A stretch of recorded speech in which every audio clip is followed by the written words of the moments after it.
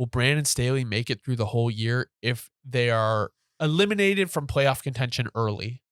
I think it's like we were just saying. I think he will, because it's almost like if you were gonna let him go, right? The time to do it was last year. It's like you already put the clown makeup on and signed up for this year with him. You might as well. You did it yourself. Fucking ride it out with that. Ride it out with him. Fucking make a parade, because I think at that point, and I'm standing on my my point, because I've been saying this. It's almost weak. Like you signed up for this. You saw what a kind of a leader he is. Saw what kind of a culture this is under him. And you said, fuck it, we're going to ride out with it while we got our fresh, relative to the franchise, legendary QB, future all-pro type of QB that we're going to have building around for all these years, and we're going to commit to him as our leader. This is what you did. You put the clown makeup on.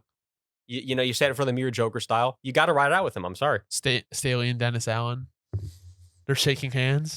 Staley and Dennis Allen putting on the makeup behind the scenes together. They're doing each other's clown makeup. I don't know who's the bigger clown at the moment. I mean, it's so frustrating because when you look at the Chargers, the way Keenan Allen is playing, the way Justin Herbert is playing, like, they should not be losing these games. And also, Quentin Johnston. Oh, what a fumble of a first round pick. What I was never in on Quentin. I know you were a big Quentin guy. It has just been kind of a brutal watch, frankly. No, so I'm going to tell you this, because, if you go back and if anyone ever finds the audio, what I was saying about the man, I said I was very high on him because, look, again, I own all my mistakes, but I'm also going to bring it to you straight from the source. What I said was that I think that the reason he'll be so talented is because he was much like Devontae in a sense of, and hear me out, what I said is that he has these drop issues. I did think it was going to translate early into his career, but I didn't think it was going to be like this. Like, I thought he'd drop a few balls here and there. The man drops like half the balls that come his way. And we saw, again, when you drop a ball like that in that type of situation, those are just like gotta have it. Those are the ones where even if a player is bad, they'll usually find a way to come down with it because it's like they know the moment. It's like you can't drop that one. That's what I was about to say. Like that is like what players dream of. Like that's a ball that players dream of that never happens in the NFL. I think, again, you look at it, he's thinking too much. Like he's thinking way too much. He came in thinking, I have a drop issue. Oh my God, I was drafted so high and now it's going to be a problem. And you can see it's clearly eating at him. Like he definitely is thinking way too much out there playing and just not playing enough. 100%. I mean, you could look at the defense for the Chargers, who have been underperforming like hell. Joey Bosa got carted off, but I'm seeing that it might just be a fracture. I was waiting on this. Yeah. Suffered a foot sprain and is going to be placed on IR. See, but if you're a Chargers fan, it's the last thing you want to hear. Because again, with Joey, I'm sorry. This was one of those things where you got to call. Khalil Mack is not having the season he's having without Joey Bosa on the other side. No, not at all. And again, like this is just a call for what it is situation. Is Joey Bosa when he's playing consistently like an all-pro, great talent? For sure. But what it is right now, man, Joey Bosa has not been living up to the contract in terms of he's not out there enough. Like you're paying. Unfortunately, in a guy like Joey's position, he's one of those guys that's taking up so much cap room, and you're like, is it really worth it? I'm sorry. I'm just going to say it for what it is, because if I was a Chargers fan, I'm at the position where it's like, yeah, Joey's awesome. He's out there, but really he's out there like half the year, it seems, like every year at this point. I mean, it's just like, it's tough. Before we go on to the Packers, is there anything you just want to get off about Staley? Well, yeah. Point? So this has just been, like we say, this has been our longest narrative, bro. This has been our longest narrative. I feel like this has been about a 2-year plus stint now. Yeah. But I think the writing was just on the wall. Like we've been saying, again, man knows his ball, knows his defense. No, never going to question that. He has his job for a reason.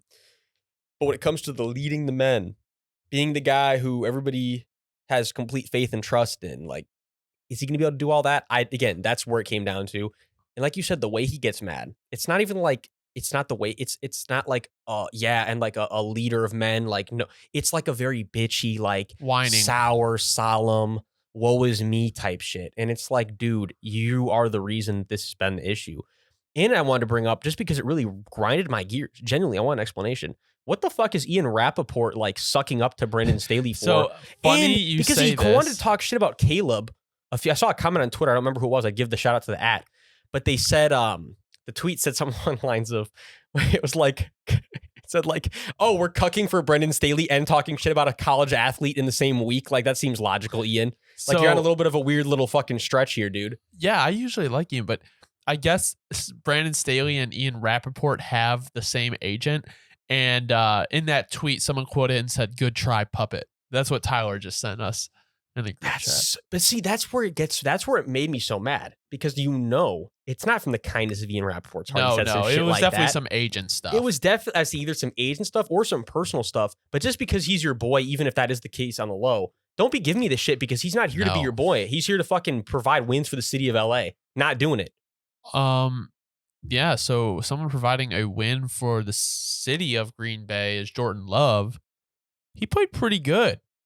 I think, again, this is why I always said I'm never getting off the Jordan Love train because the Packers are just so bare bones. But then it's like when you see Jordan Love at his best, you're like, no, yeah, that's a guy that definitely still needs to be sticking around there for a little bit. Give him another shot. Give him some time for sure. Like, that just is the Packers. And again, I'm very in that realm.